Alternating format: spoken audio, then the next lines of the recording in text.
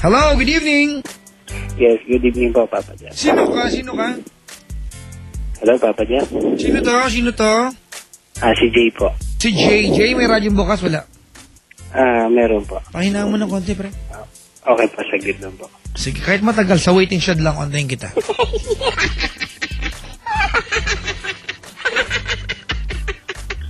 Hello, Papa Jeff. Okay na? Okay na po. Ilan taon na si Jay? 24 po. 24. Ang ginagawa sa buhay? Nag-work po. Nag-work, ayan. Jay! Po. Ilayo mo ako sa ilong mo, nahihingaan mo ako eh. Puro hininga mo na ako. Sige po. Sige. Jay! Anong hanap buhay mo? Ayan na naman yung ilong mo, uy! Pag mo ilagay sa ilong yung telepono. Ayan, sige. Anong hanap buhay mo? Nag-work po as waiter. Waiter. Saan? Opo. Korean restaurant. Korean restaurant. Magkano sa order ng kimchi? 35. 30. Mura ha? 35, di ba?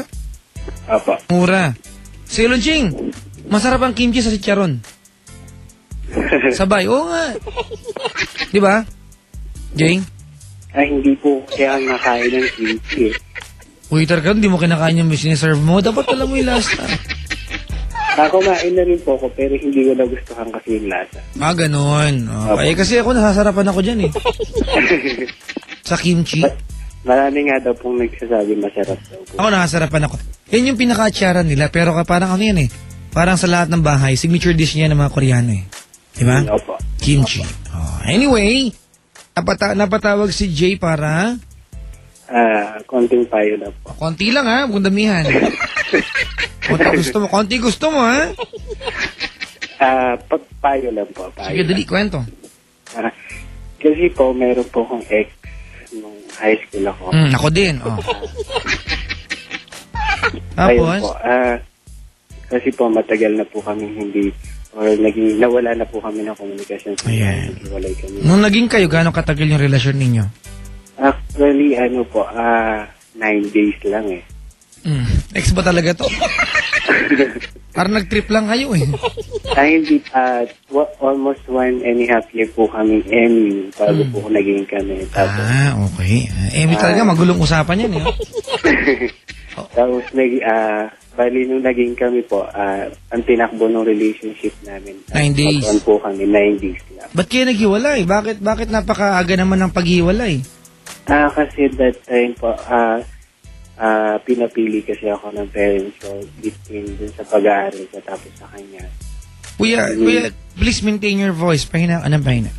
Ayun po, okay na po. Okay na. Pinabili ka ng parents mo during that time kung mag-aaral ka o mag-girlfriend ka.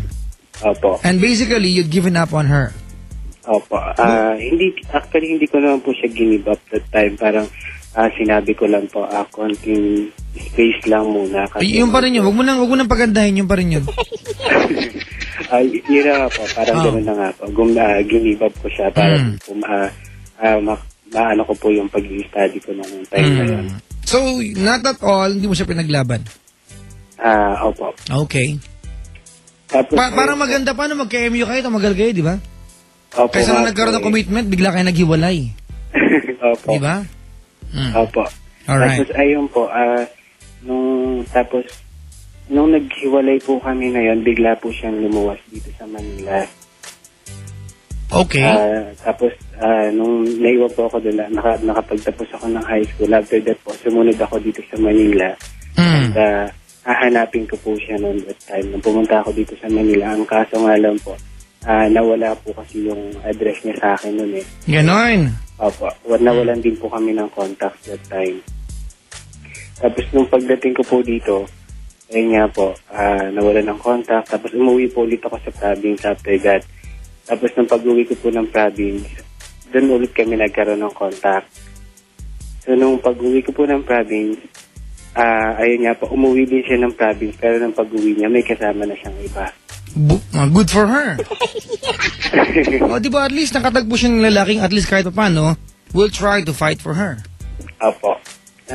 Okay naman po yung pero syempre masakit po sa akin that time kasi nung pagkatapos ko po kasi ng high school, umasa pa rin po ako na makikita ko siya, mahanap ko siya, tapos magiging kami pa rin. Ganon. Opo. So, ilang taon na nakakaraan mula nung magkaroon kayo ng ugnayan? Since 2003 po yun eh. Alright. 2003 nangyari. So, 7 taon na. Opo. Okay. Alright, ganito Jay, Opo. 7 years mula noon, di ba nagkaroon kayo ng pagtitinginan, tumawag ka sa akin ngayon, ano dahilan?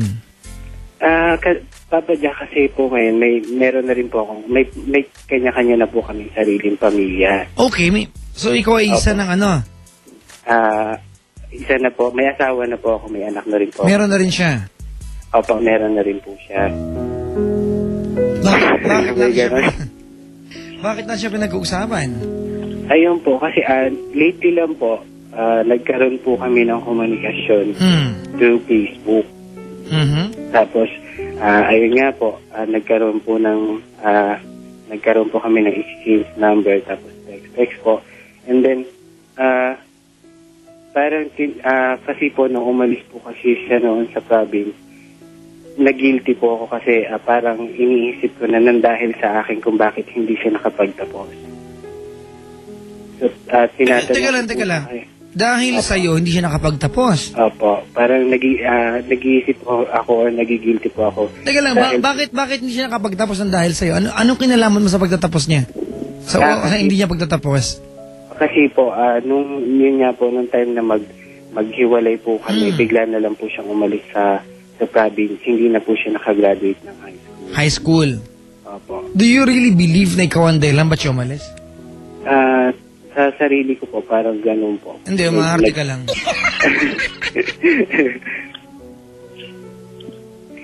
Ayun po,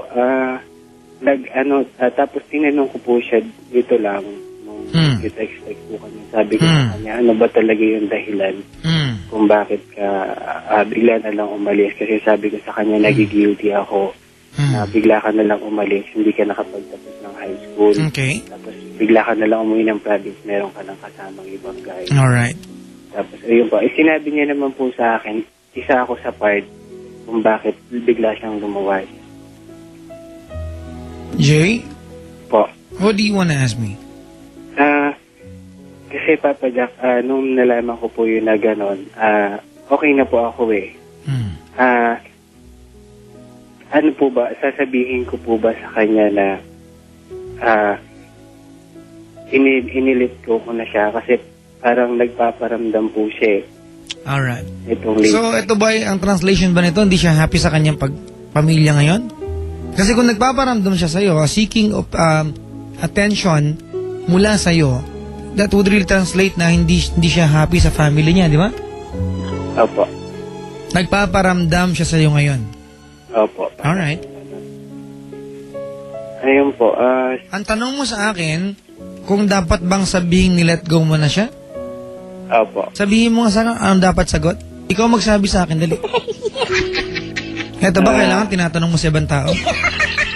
Ano po, nilet go ko na po siya eh. Alam ko nga. Sinabi mo na. Nilet go mo na siya.